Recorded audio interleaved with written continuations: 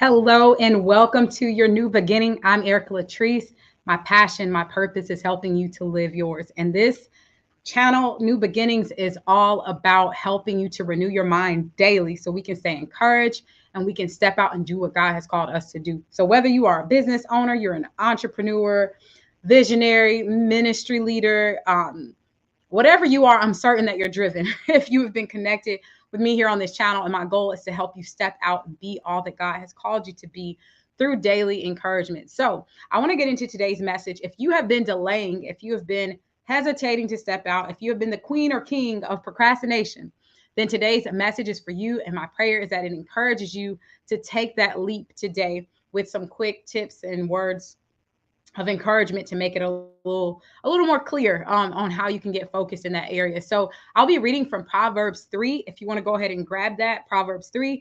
And when we get back, we're going to jump into this message. By the way, if you have not done so already, like, subscribe, and be ready to drop a comment if you can relate to today's message so that you can encourage someone else. I'll see you in just a second. And we're reading from Proverbs 3.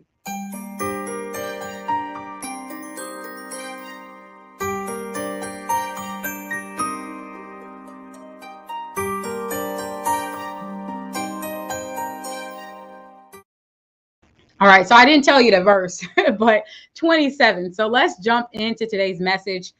Do not withhold good from the deserving when it is within your power to act. Do not tell your neighbor, come back tomorrow and I'll provide when you already have the means. This verse, this is 27 and 28, so encouraging. It's so eye opening. It's so uplifting. If you have been delaying showing up specifically in your gift, and that's who I'm talking to today. Too often we can think that what we have to bring to this world, what you bring to the marketplace, what you bring to the social media space, what you bring to wherever you're showing up at is not a big deal. And it's literally the equivalent of you withholding good from those who need to hear what you have to say, from those who could benefit from what you have, from those who would be so blessed by you just stepping out in obedience to where God is calling you. And that is different for all of us. When we think about even throughout time, it's not just about preaching from a pulpit. Many of you are in careers where you're going to be a blessing to other people. You are in position right now. You're teaching. You're in position to speak. You're in position to write your testimony, your story. You're in position to author a book. You're in position to start doing videos like this. You are in position to be a blessing to so many people. But too often we don't see it as withholding from others. We don't see it as our neighbor being in need and you have the means to provide to them, whether that is a word of encouragement or it's actually because of your stepping out and being fruitful, whether it's in the financial sector or in business. You're going to be able to bless so many people, but we can get tempted to be distracted, to sit back, to procrastinate, to say, you know what, I'll do it tomorrow when people are in need today. And so I just want to hone in on verse 28 where it says, do not tell your neighbor, come back tomorrow and I will provide when you already have the means. Y'all, this convicted me so much because I think about every area where I've delayed it. Like I'll do a video, I'll do it next year, or I'll do it in a few weeks. When you have the power, the ability, literally the power, the electricity to record, you have the electricity to send that prayer to that person. You have the means to call someone and check on them. You have the financial ability to go and not just tell someone, I'm going to pray for you to get that jacket, to purchase it for them and be a blessing. So often we can discount even the smallest of things that we have access to, not realizing it may be the biggest blessing to someone else. And you might be waiting for 10,000 or 100,000 people to benefit from what you have to share. But I promise you, those 10 people matter. This was a singular neighbor. When we look at verse 28, it doesn't say do not tell your community. It doesn't say do not tell your global nation. It doesn't say that. It says do not tell your singular neighbor. Don't tell even one person that just come back tomorrow and I'll provide because you have the means already. And this is what I want to really emphasize for you all today. Number one, don't delay anymore. Do not procrastinate. Do not hold back. Know that God has called you to something. And if you're listening to this message, you probably already know what it is that you've been called to. So don't delay. Don't put it off. Don't wait until tomorrow to show up in that thing that you've been called to. And even furthermore, when we think about you already having the means, you already have it. You already have it. So many of you are gifted in an area, or you've been given a vision, you've been given a promise, you've been given an idea, and you already have access to the very next step to carry it out. But we can delay it thinking it's going to be no big deal. I'll reach out to that neighbor, I'll reach out, I'll affect that community, I'll help those people that I'm able to help. I'll do it later. But it's within your power today to act. So if it's within your power to act today, take that action. If it's within your power, verse 27, do not withhold good from the deserving when it is within your power to act. If it's within your power, act. If it's within your power, act on it. Don't delay anymore. Today is the wake up call. Like, get up and move forward. Get up and take action. Now, you all know, like, one of my favorite stories in the Bible is the widow with the vessels, because she went to the prophet and she was about to lose everything, including her children. She had already lost her spouse. The debtors were, debt collectors were coming. It was looking like it was going to be a wrap for her. And the first thing that he said to her, or like the most important thing, was, what do you have in your house? Before you go looking to find the next thing, before you go hoping for all the things that are not in your power to act on, why not be a blessing in the area that you already have the means to be a blessing in? You might think it's going to take you having $20 million before you can go sow into someone. Many of you have excess enough to go provide lunch for someone else that's hungry today. You have excess enough of clothing to just go out and donate it to someone that does not have access to that. You have excess enough today where you just have energy. You just have joy. You could just go pray for someone, or you could go just help someone in the smallest way, and understand that that's going to be a blessing. And I know specifically that this message is for many of you who God has given you an assignment. There is an assignment on your life to carry out. And you don't think that assignment is a big deal, when truly you not carrying it out, you delaying it further, you not showing up in the capacity and the power and the means that you have, is just like telling that neighbor, never mind, I'll do it another day.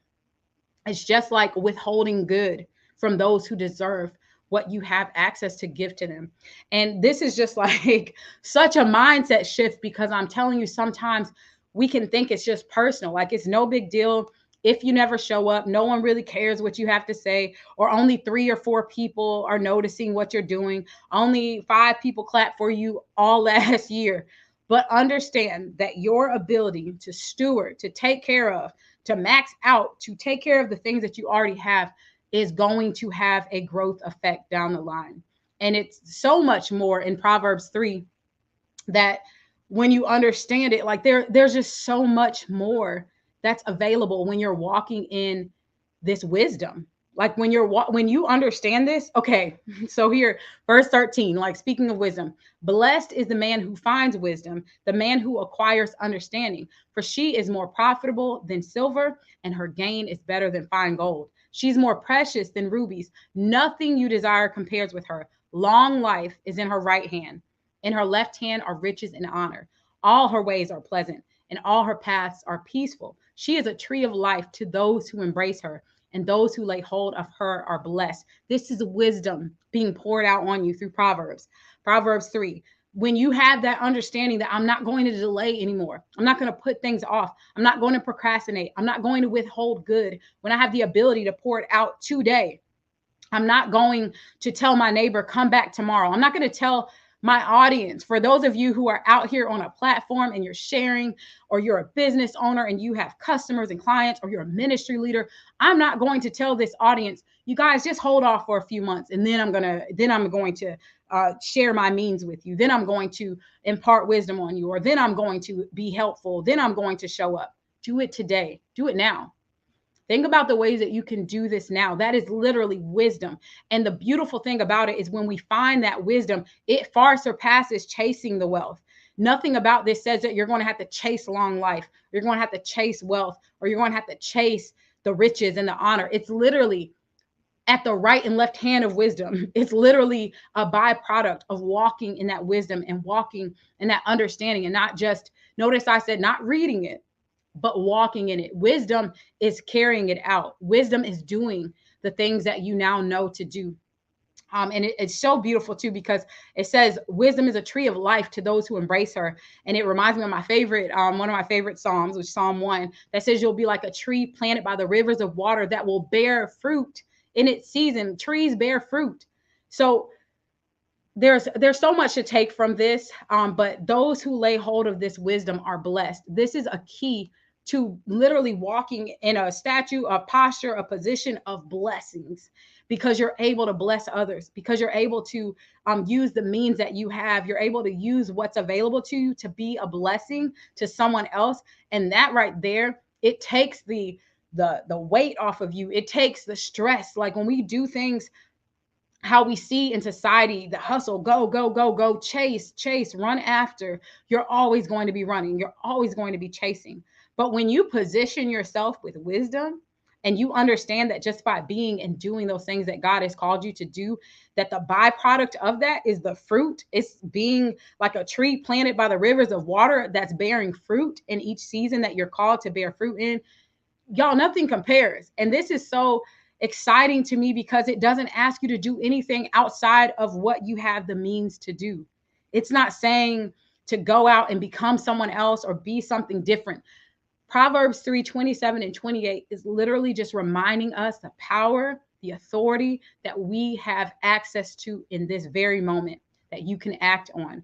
So I challenge you today and I encourage you today to ask yourself, what do I have access to?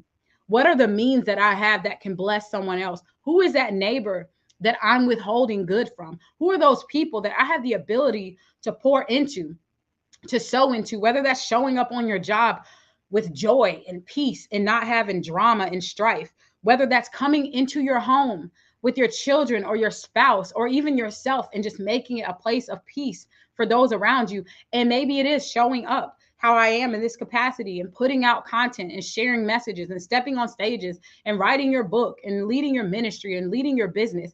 Whatever that looks like today, I'm telling you all, as they say, like, go ham with it, go all in, run with it.